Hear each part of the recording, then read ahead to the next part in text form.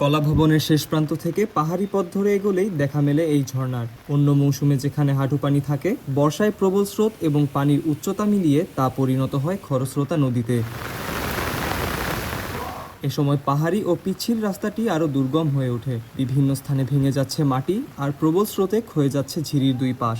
সামান্য অসতর্কতাতেই যে কেউ পড়ে যেতে পারেন পানিতে। যাওয়ার রাস্তাটা সেটা আরো খুবই খারাপ অবস্থা। পানি বৃষ্টি হওয়ার কারণে অনেক পিচ্ছিল হয়ে গেছে, কাদা স্লিপ খাওয়ার সম্ভাবনা খুব বেশি।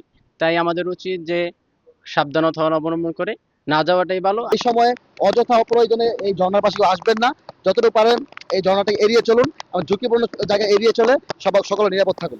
এই ঝর্ণায় দুর্ঘটনা নতুন নয়। গত ২৫ বছরে বিশ্ববিদ্যালয়, স্কুল ও কলেজ শিক্ষার্থী সহ অন্তত ২০ জনের প্রাণহানি ঘটেছে এখানে। প্রায় প্রতি বছরই কোনো না কোনো দুর্ঘটনার খবর আসে। সবশেষ শহর থেকে বন্ধুদের সঙ্গে ঘুরতে এসে ঝর্ণার পানিতে ডুবে প্রাণ হারায় ৭ম শ্রেণীর শিক্ষার্থী জুনায়েদ। করোনা বা যে কোনো ভাইরাসের এগেইনস্টে ফাইট মানি ব্যাকট্রলের লেফট রাইট। বর্ষার সময় এই একটা মারা যায়। এক বছর দুইটা মারা গেছে। একটা ডুবে যাবে সময় একটা হাত বা ধরলো, ওই সময় মাইকে ওনাকে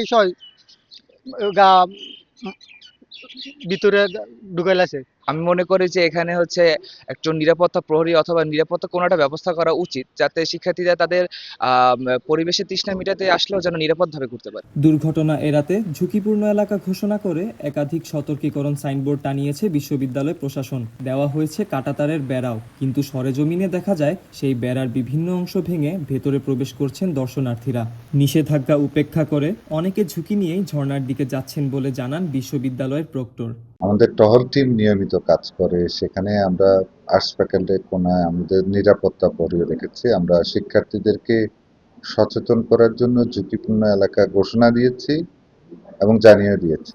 প্রাণহানি, নিষেধাজ্ঞা, সতর্কীকরণ সাইনবোর্ড এবং কাঁটাতারের বেড়া কোনোটিই পুরোপুরি ঠেকাতে পারছে না দর্শনার্থীদের আনাগোনা। বর্ষাকালে যখন স্রোত ও ভূমিধসের ঝুঁকি কয়েকগুণ বেড়ে যায়, তখন এই প্রাকৃতিক সৌন্দর্য মুহূর্তেই পরিণত হয়ে যায় মৃত্যুকূপে। জাহিন আবির, সময় সংবাদ, চট্টগ্রাম।